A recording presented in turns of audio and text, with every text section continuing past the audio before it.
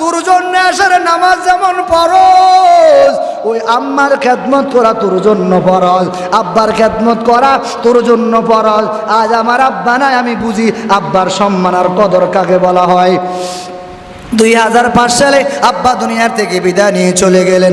আম্মা দুনিয়াতে বেঁচে আছে, একই হালত, দায়িত্বের খাতিরে মাঝে মাঝে খেদমত করা সম্ভব হয় না। এরপরও পাকে পাকে যায় একটু মাঝে মাঝে মার একটু পা ধরিয়া জড়াইয়া বলে, মা একটু মাফ করে দিবা। মাঝে মাঝে বাড়িতে দায়িত্বের খাতিরে আসতে হয়, অনেক সময় রাগ করিয়া রাগান্বিত কথা হয়তো, যদি কোনো ঘটনাক্রমে মুখ থেকে পদস্থলন হয়ে যায়, আম্মা একটু মাফ করে দিবা। মা একটু মাথাটা মা একটু হাতটা মাথার মধ্যে লাগায় যখন দোয়া করি দেয়, এই দোয়া দিয়া ঢাকা, সন্দ্বীপ, চট্টগ্রাম, ইন্ডিয়া বয়ান করা অত্যন্ত সহজ হয়ে যায়। আমি মাওলানা হওয়ার পিছনে দুনিয়ার কোনো বাহাদুরির কোনো দোয়া চলে না। আমি বক্তা হওয়ার পিছনে দুনিয়ার কোনো এমপি মন্ত্রী কোনো অবদান নাই। আমি ঢাকা, সন্দ্বীপ, চট্টগ্রাম আর নিজের হাতিয়ার আনাসে কোনাসে বয়ান করার পিছনে দুনিয়ার কোনো নেতা নেত্রীর অবদান নাই। এই ঢাকা, সন্দ্বীপ, চট্টগ্রাম আর ইন্ডিয়া বলেন না কেন, পাইলট বলেন আর বিমান বলেন না কেন, পরীক্ষাতে পাস আর হেল বলেন না কেন, বয়ান সুন্দর আর খারাপ বলেন না কেন, মিম্বর আর স্টেজ বলেন না কেন, বড় হুজুর আর ছোট হুজুর বলেন না কেন, এগুলি সব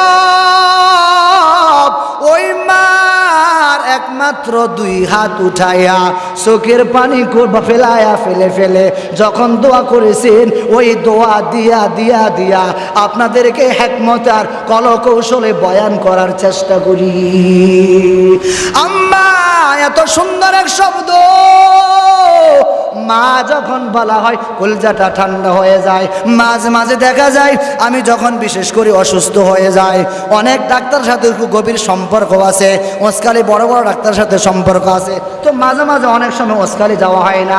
ডাক্তারকে যখন ফোন করি, হুজুর বলেন তো আপনি কেন আমাকে স্মরণ করলাম, একটু বলেন তো এই সমস্যা কি ওষুধ খেতে পারে, আপনি ফার্মেসিতে যান, আমি ডাক্তারকে বলে দিব এই ওষুধগুলি নেন, আপনি খাওয়ার পর হয়তো ইনশাআল্লাহ অটোমেটিক সুস্থ হয়ে যাবেন। 2-1 বার ওষুধ খাওয়ার পর এবার ডাক্তার আমাকে পরামর্শ দেয়, ও মাওলানা সাহেব আপনি একটু কাজ করেন, যখন বারবার ওষুধ খেলেন সুস্থ হন নাই, একটু বাড়িতে যান, একটু আম্মার সাথে দেখা করেন, দেখবেন হয়তো যখন মায়ের সাথে দেখা করবেন অটোমেটিক আপনি অর্ধেক সুস্থ, আর মা যখন সন্তানকে পায় দেখবেন অটোমেটিক মাও সুস্থ, আপনি অটোমেটিক সুস্থ হয়ে যাবেন।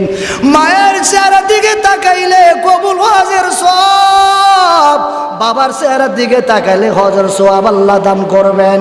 ও সন্তানেরা, ওই বাবা মায়ের কথা কেমনে যে ভুলে গেলা, যেই মা তোমাকে এত কষ্ট করে করে করে করে করে তোমাকে মানুষের মতো মানুষ করলেন, যেই বাবা নিজে না খায়া তোমাকে খাওয়ায়া খাওয়ায়া মানুষ করলেন, ওই বাবার কথা কি তোমার একটু মনে পড়ে না? ও সন্তান একটু বলো, আজকাল লাখ সাবান 50 টাকা, স্ত্রীর জন্য জোটে, আব্বার জন্য 10 টাকার একটা গ্যাস্ট্রিকের ট্যাবলেট জোটে না।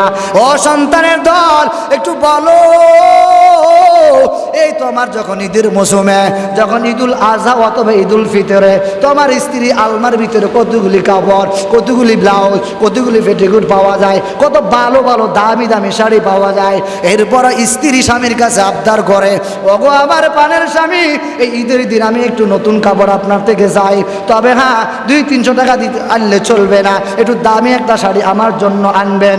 দেখা যায় ওই জনম দুঃখিনী মা সিরা পরা কাপড় পরিধান করে থাকে, এরপরও এই কথা মা জবান থেকে বলে না, ও আমার সন্তান আম্মার জন্য একটু ভালো কাপড় নিয়ে আসবা। হয়তো এর সাথে একটু বেশি যদি কোনো আম্মা বলে থাকে, খোদার কসম আমি বলতে পারি এতটুকু মার জবান থেকে বাইর হবে, এই আব্দুল্লাহ একটু বাজারে তো যাবি? জি মা আমি বাজারে যাব, একটু যদি পারো একটু মায়ের জন্য একটা শাড়ি আনবা, তবে হ্যাঁ বেশি টাকার শাড়ি আমার মায়ের কোনো প্রয়োজন নাই, একটু যতটুকু সম্ভব হয় একটু আমার জন্য একটা শাড়ি আনবা। এই ঈদের দিন আমি শাড়িটা পরিয়া তোমার জন্য নামাজ পড়ে পরে 2 হাত তুলিয়া দোয়া করব। ওই হতভাগা ওই সন্তানের কপালে মায়ের জন্য কাপড় জুড়ে না।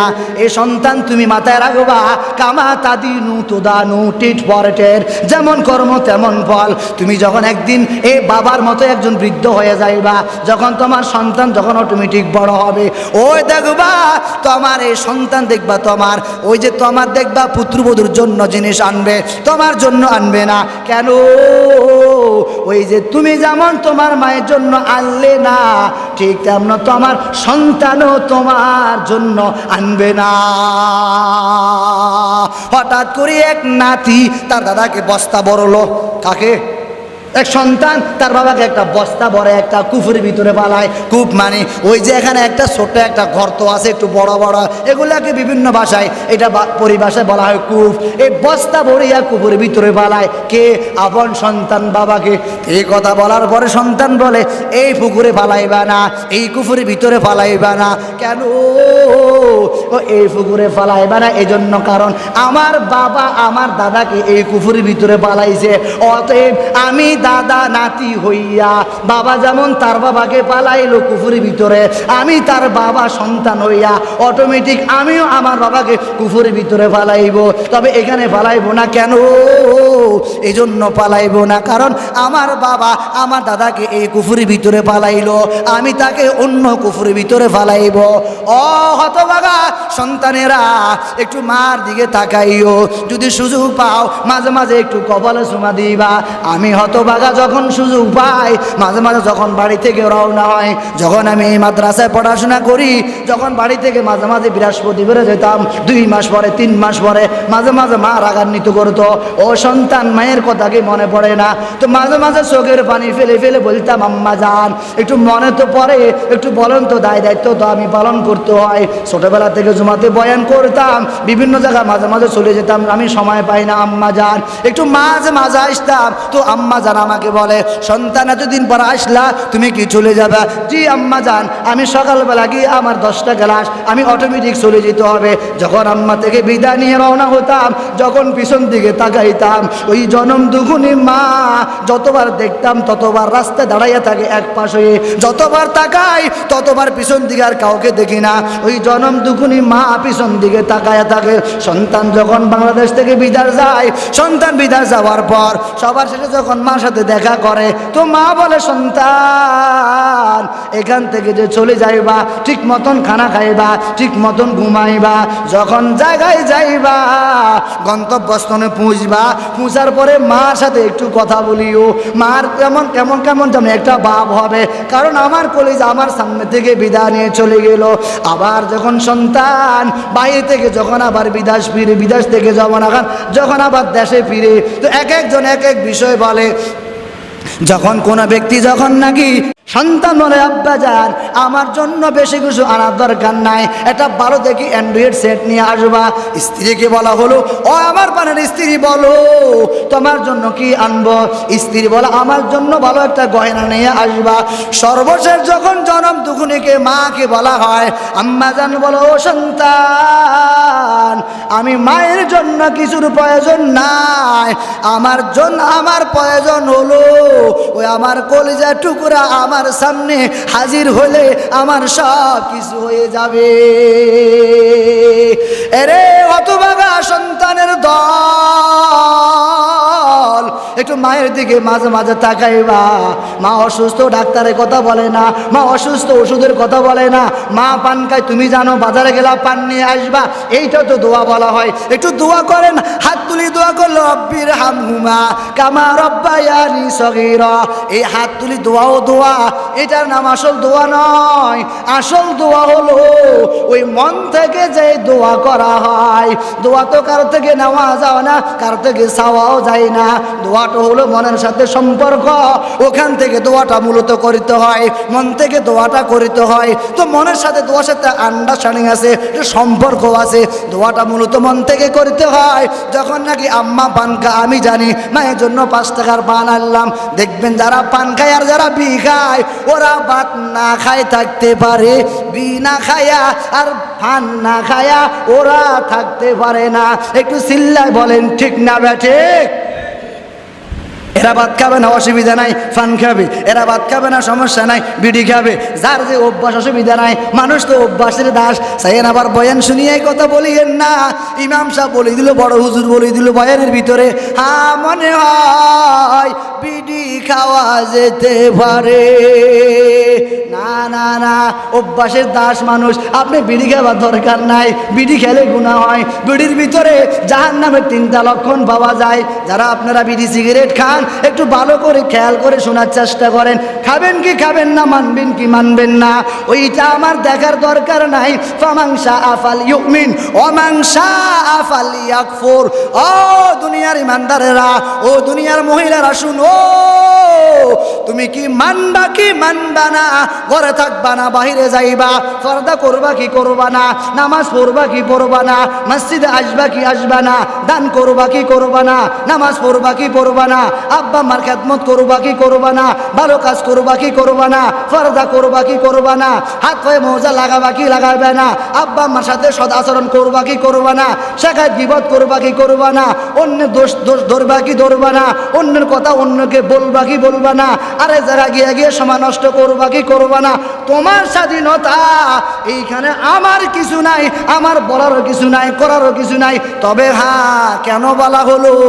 এই জন্য বলা হলো, কারণ মালিক আমাকে প্রশ্ন করা হবে, এই যে মিম্বরে বসেছো, এই মিম্বরে বসে বসে কি আলোচনা করছ? আমিও বাঁচার জন্য বলতে পারবো, আল্লাহ আমিও বলেছি আম্মা জান শিকায়েত করবেন না, বড় গুনাহ। আমি বলেছি আম্মা জান মিথ্যা কথা বলবেন না, বড় গুনাহ। আমিও বলতে পারবো, আল্লাহ আমি বলেছি আম্মা জান বেপরদা চলবেন না, আপনার জন্য বিপদ। আমি বলতে পারবো, আল্লাহ আব্বা জানকে বারবার বলেছি আব্বা জান বেরোজগারি থাকবেন না, বেনামাজি থাকবেন না, বেপরদা থাকবেন না, সুদ ঘুষ খাবেন না, রাজনৈতিক কোনো বিষয় নিয়ে দেশের কোনো ক্ষতি করবেন না। এই কথাগুলি আমি বারবার বারবার বলেছি। ও আল্লাহ, আমিও বলেছি, কে মানবো আর মানে নাই, ওইটা তো আমি বুঝতেও পারি নাই, জানতেও পারি নাই। আমি তো বলেছি ওরা মানবে, ওরা জানবে, ওরা শুনবে। যদি আমার বয়ান আপনার কাছে একান্ত যুক্তিগত হয়, যুক্তি সংযুক্ত হয়, আপনি কেন মানবেন না?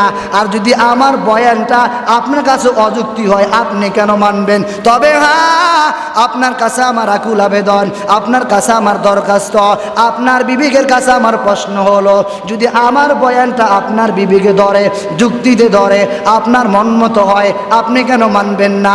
হ্যাঁ, যদি আমার বয়ানটা আপনার যুক্তি মতো হয় নাই, আপনার পছন্দ হয় নাই, আপনার কাছে বিষয়টা ভালো লাগে নাই, আপনি কেন মানবেন? এখানে আমার মূল কথা। তবে হ্যাঁ, যদি আপনাকে একান্ত মানতে হয়, যদি মানার কথা আপনি না মানেন, আপনার জন্য বিপদ। যদি মানারটা না মানেন, আপনার জন্য বিপদ। এই জন্য নবী বলেন, ক্বালা রাসূলুল্লাহি সাল্লাল্লাহু আলাইহি ওয়াসাল্লাম, ইযা লাম তাস্তাহি ফাসনা মা শিতা। রাহমাতুল লিল আলামিন বলেন, ও আমার উম্মতের দল, যদি তোমার লজ্জা না থাকে, তাহা হইলে যাহা ইচ্ছা তাহাই তুমি করিতে পারো। ইযা ফাতাকাল হায়াউ ফাফআল মা শিতা। যদি কোনো ব্যক্তির লজ্জা না থাকে, যদি কোনো ব্যক্তির হায়া না থাকে, কোনো ব্যক্তির মায়া না থাকে, যখন যেটা ইচ্ছা তখন তা বলতে পারে, যখন যা মন চায় তা করতে পারে, কারণ তার তো হায়াও নাই, মায়াও নাই, লজ্জাও নাই। আল্লাহর হাবিব বলেন, আল হায়াও শুবাতুম মিনাল ঈমান। ও বেহায়ারা, যাদের হায়া নাই, তোমার ঈমানটাও নাই, কারণ হায়াউল ঈমানের একটা অংশ। যার ঈমান নাই তার হায়াও নাই, যার হায়াও নাই তার ঈমানও নাই। এই জন্য ঈমান না থাকার কারণে যারা ঈমান নাই তাদের মুখ থেকে এলোমেলো কথা বাইর হয়। আমি ঈমানদার, আমার মুখ থেকে বাইর হবে আল্লাহ আল্লাহ রাসূলের কথা। আমি ঈমানদার, আমার মুখ থেকে বাইর হবে সুন্দর সুন্দর কথা। আমি ঈমানদার, আমার মুখ থেকে বাইর হবে ভালো ভালো কথা। আমি ঈমানদার, আমার জবান থেকে বাইর হবে সুবহানাল্লাহ, আলহামদুলিল্লাহ, আল্লাহু আকবার, লা ইলাহা ইল্লাল্লাহ, আস্তাগফিরুল্লাহ। আমি তো ঈমানদার, আমার মুখ থেকে কেন আরেকজনের শিকায়েত বাইর হবে? আমি তো ঈমানদার, আমার মুখ থেকে আরেকজনের গীবত কেন বাইর হবে? আমি তো ঈমানদার, আরেকজনের মেয়ের ব্যাপারে আমি কেন মিথ্যা তোহমত দিব? আমি তো ঈমানদার, আরেকজনের ছেলের ব্যাপারে আমি কেন অযথা কথাবার্তা বলবো? আমি তো ঈমানদার, আরেকজন মহিলার নামে আমি কেন খারাপ আচরণ করব? আল্লাহ পাকের হাবিব বলেন, জন্নু, যারা ঈমানদার ভালো মানুষ, যারা ভালো, জন্নু বিল মুমিনিনা খায়র, যারা যারা ভালো মানুষ ওদের ধারণা ভালো হয়, ইমানদারের ধারণা ভালো হয়।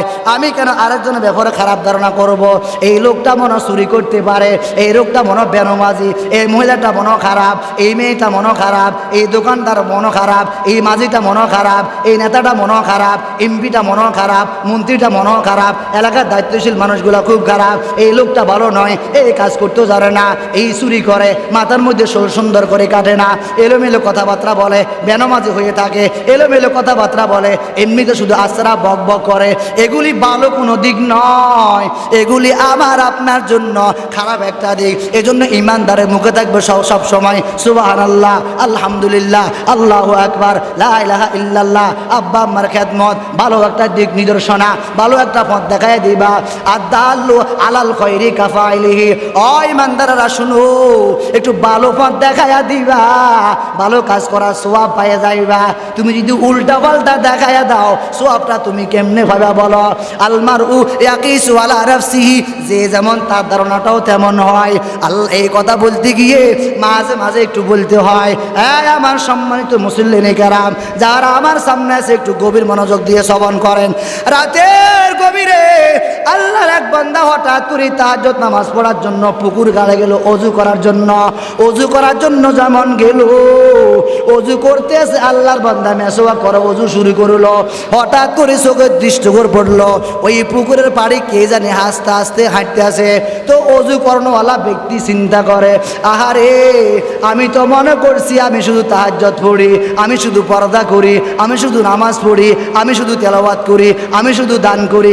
না না না, আমার মতো তো আরেকজন তাহাজ্জুদ পড়ার জন্য ওই যে মনে ওই পাশে অজু করার জন্য আসছে। এই কথা কে বলে? যে ব্যক্তি তাহাজ্জুদ পড়ার জন্য অজু করার জন্য উঠছে ওই ব্যক্তি বলে। আর ওই পুকুর পাড়ের লোকটা বলে, ওই লোকটা ছিল মূলত চোর। ওই লোকটা বলে, আরে আল্লাহ, এই জগতে আমি মনে করছি আমি শুধু চোর, ও আল্লাহ কি দেখলাম এই রাতের গভীরে আমার মতো আরেকজন চোর গাটলার মধ্যে প্রস্তুতি গ্রহণ করে চুরি করার জন্য। এখান থেকে আপনি কি শিখলেন? আল মারু ইয়াকিসু আলা নাফসিহি, যে যেমন তার ধারণা তেমন হবে। একজন ইমানদার মানুষ তার ধারণা হবে ভালো, একজন ভালো মহিলা তার ধারণা হবে ভালো, একজন খারাপ মহিলা তার থেকে কখনো ভালো কথা পাওয়া যাবে না, একজন খারাপ পুরুষ থেকে তার কখনো ভালো আশা করা যায় না। যে যে ল্যাংটা থাকে তাকে তো সবাই আর কেউ ভালো বলে না, ও তো এমনিতে ল্যাংটা। যে নষ্ট ওকে কেউ ভালো বলে না, ও তো এমনিতে নষ্ট। যে খারাপ ওকে কেউ ভালো বলে না, ও তো এমনিতে খারাপ। যে ল্যাংটা চলাফেরা করে ওকে কেউ ভালো বলে না, কারণ ও তো নিজে ল্যাংটা, ওকে আবার কেউ কি বলবে? এই জন্য নবী বলেন, ইদা আলাম তাস্তাহি ফাসনা মা শিতা। ও ইমানদারেরা, যদি তোমার লজ্জা না থাকে তাহা হইলে যাহা ইচ্ছা তাহাই করিতে পারো। এই জন্য অন্য জায়গায় নবী বলেন, আল হায়াউ শুবাতুম মিনাল ঈমান। ও আমার উম্মতের দল, হায়া হলে ঈমানের একটা অংশ।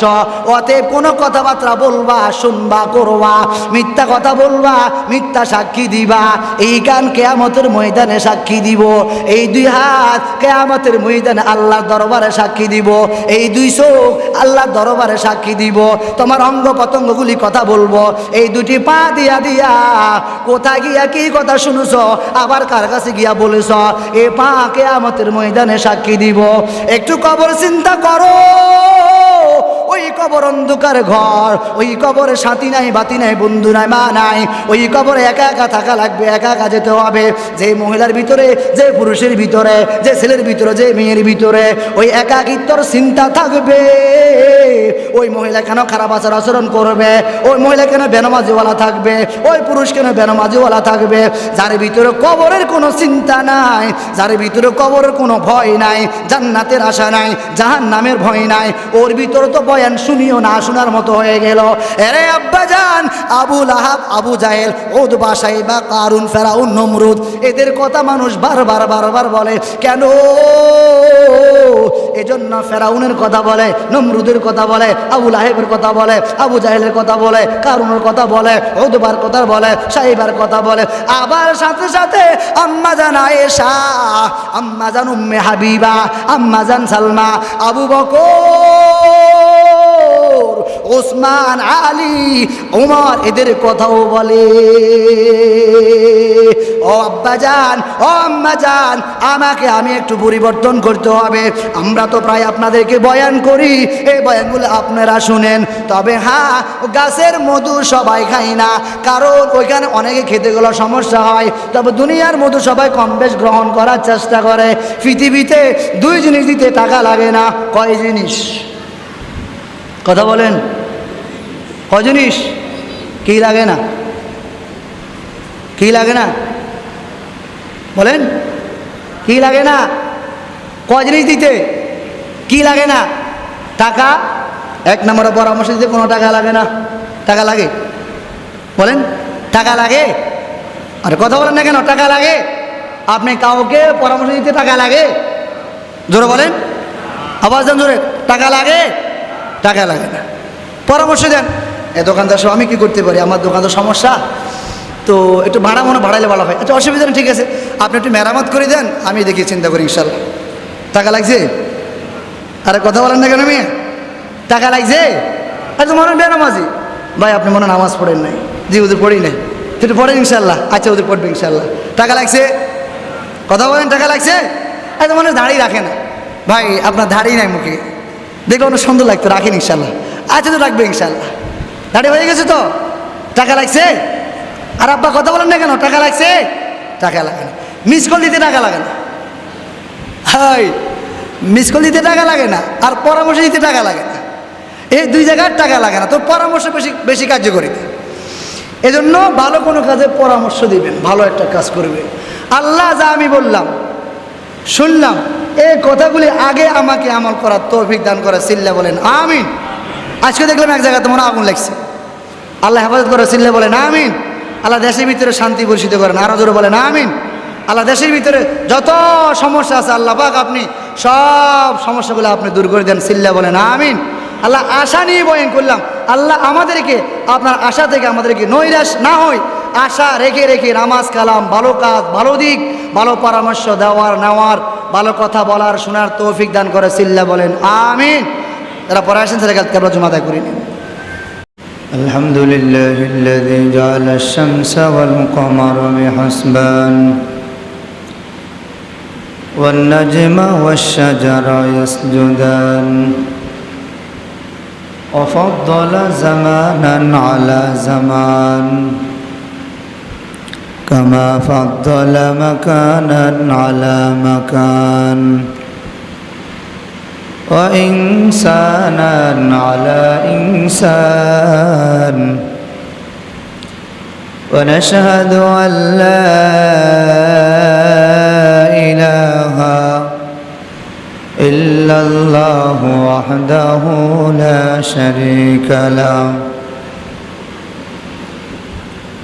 لا ضد له ولا ند له ولا مثل له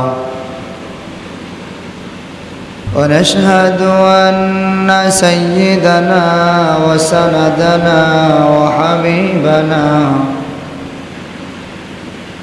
وحبيب ربنا وطبيبنا وطبيب قلوبنا ومولانا محمدا عبده ورسوله صلى الله تعالى عليه وآله وأصحابه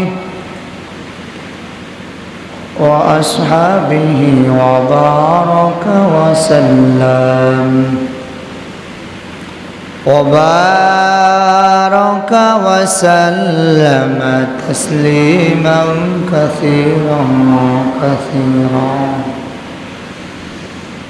أما بعد فأعوذ بالله من الشيطان الرجيم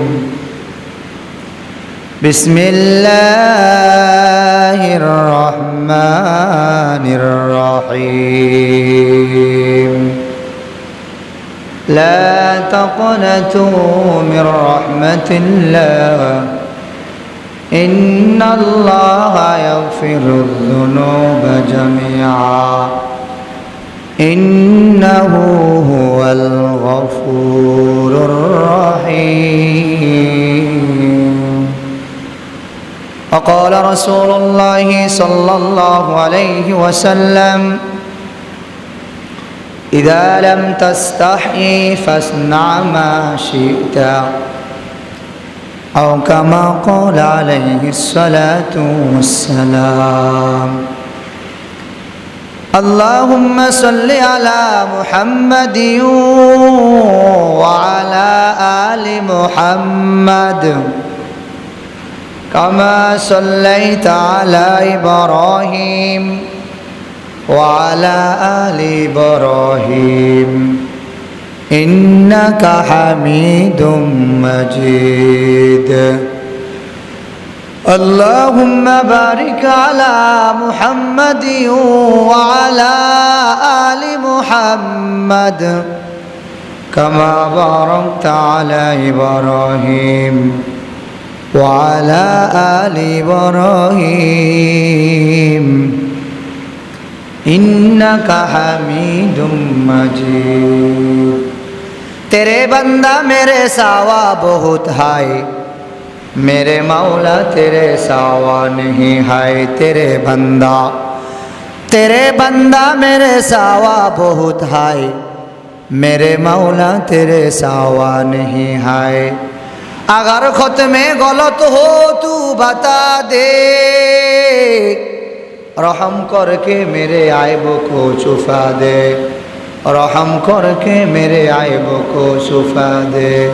दुनिया में हो दुनिया का तलबगार नहीं हो, बाजार से गुजर हो खरीदार नहीं हो. मुहम्मद ने आकर कुफर को मिटाया, कुफर को मिटाया, सदाकत को बताया. कुफर को मिटाया, सदाकत को बताया.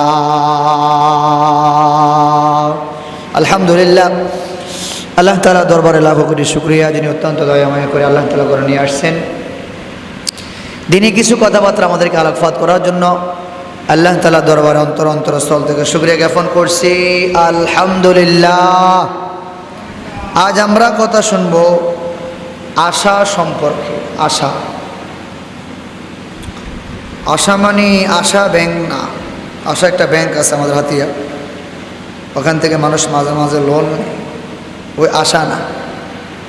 এটা হলো বান্দা কেমন আশা করা চাই, সে আশা,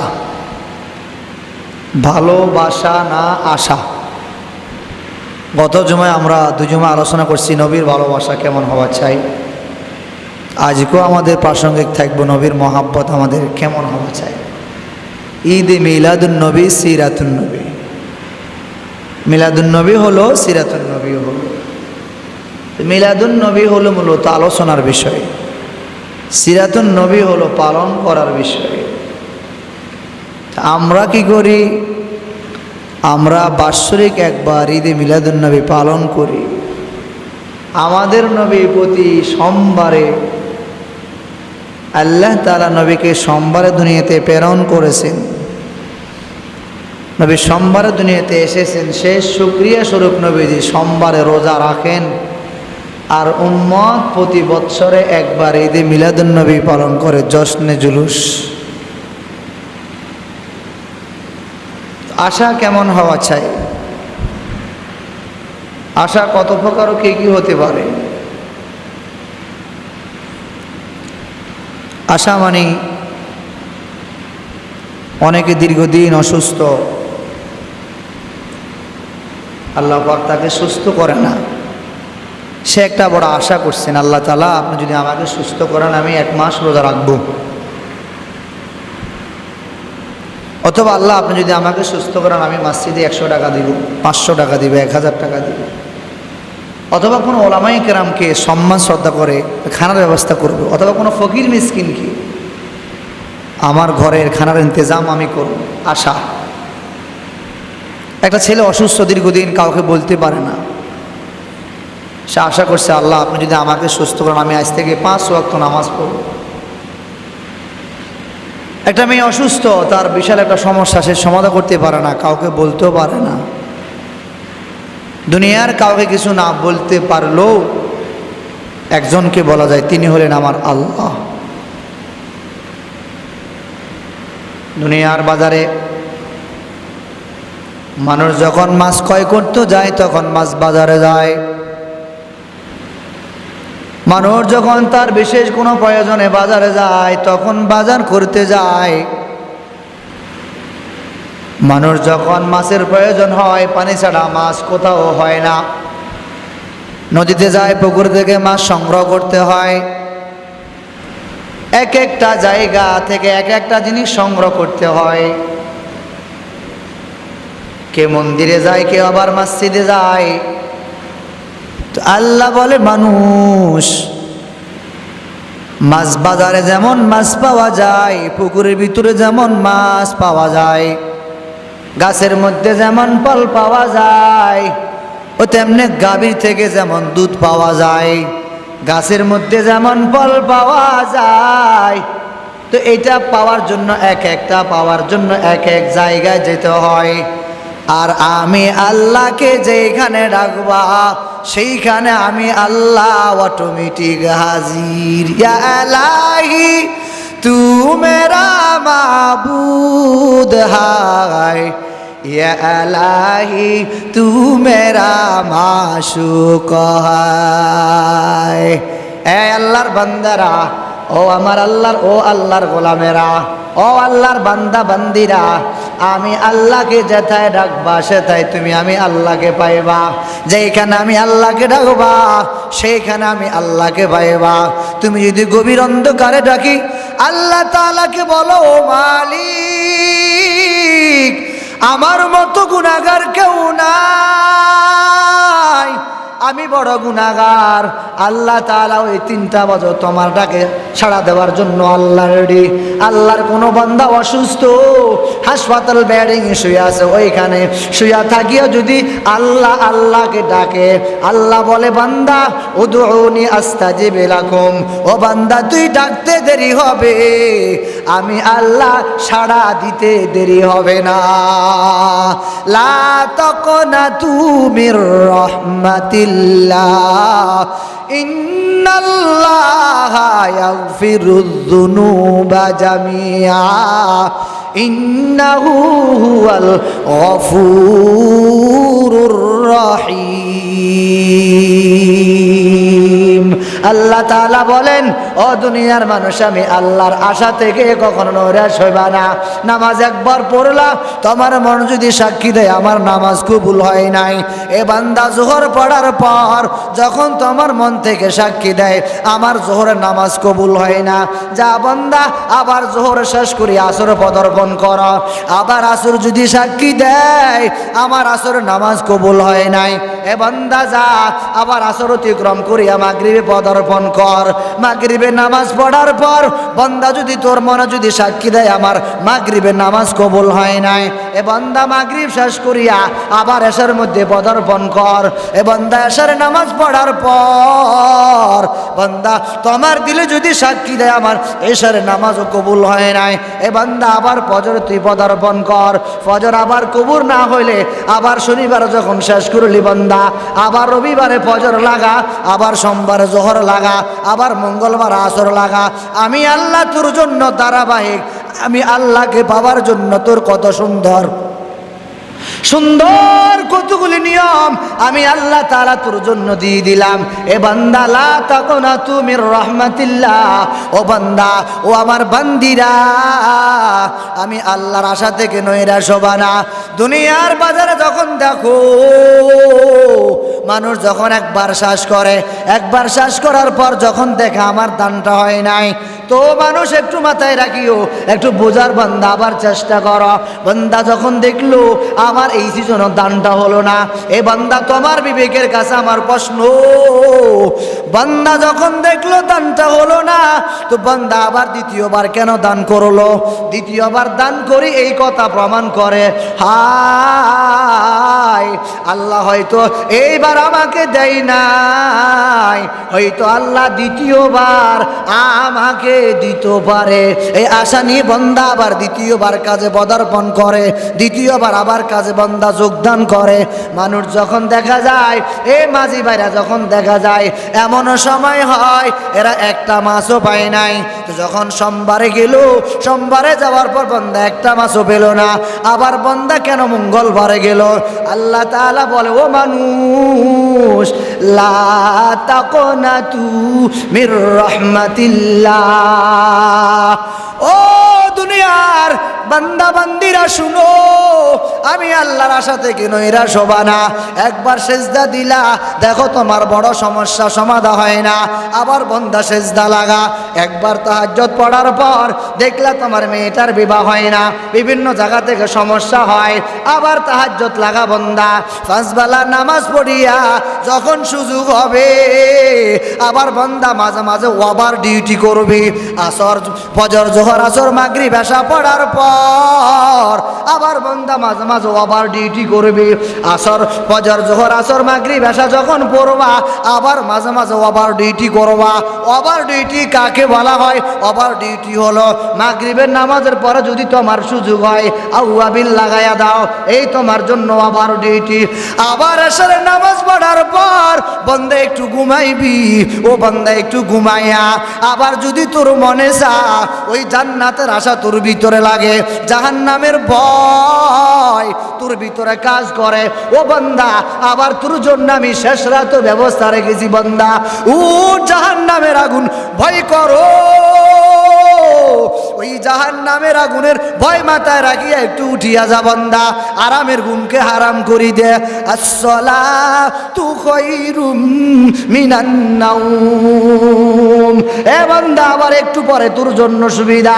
মুয়াজ্জিম সাহেব মসজিদ থেকে বলে, ও মানুষ শুনছনি, ঘুম হইতে নামাজ ভালো, আসো আরামের ঘুমকে হারাম করিয়া ওই জাহান্নামের আগুন বন্ধ করিয়া জান্নাতের আশা রাখিয়া আরামের ঘুমকে হারাম করিয়া আসসালাতু খায়রুম মিনান নাওম, ও বান্দা আমার আশা থেকে নৈরাশ হবি না।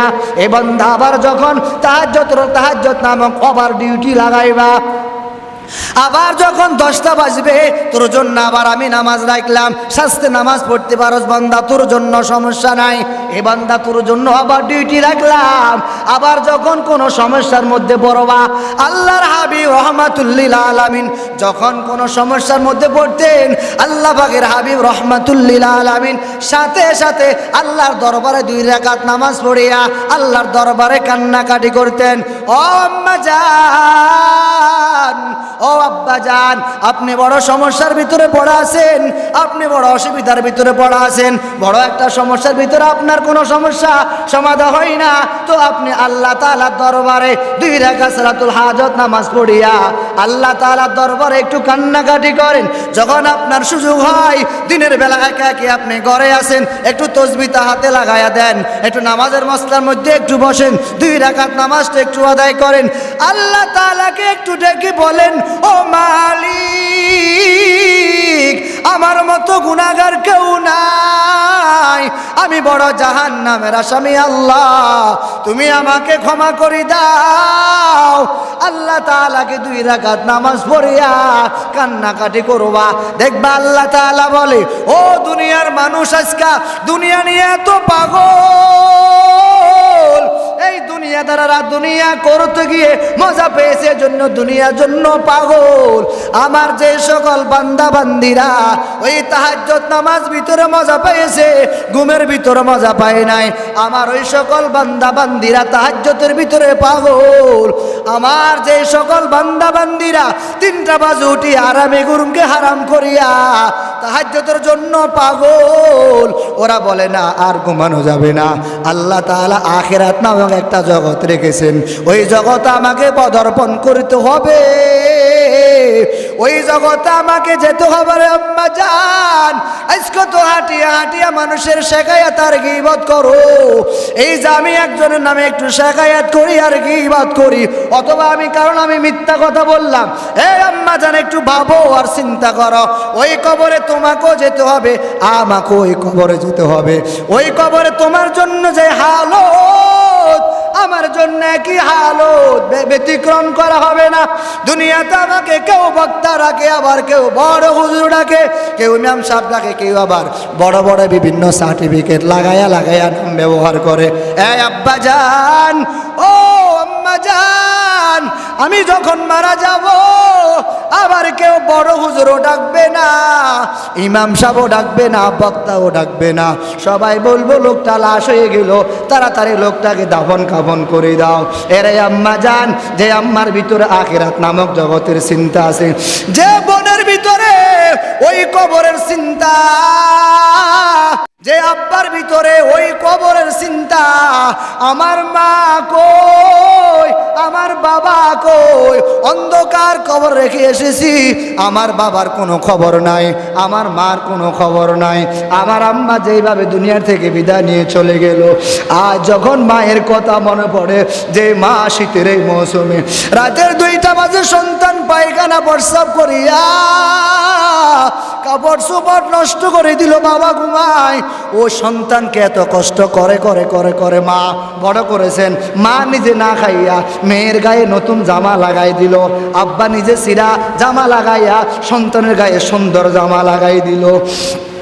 ও সন্তান, তোমার কি মায়ের কথা মনে পড়ে না, যে মা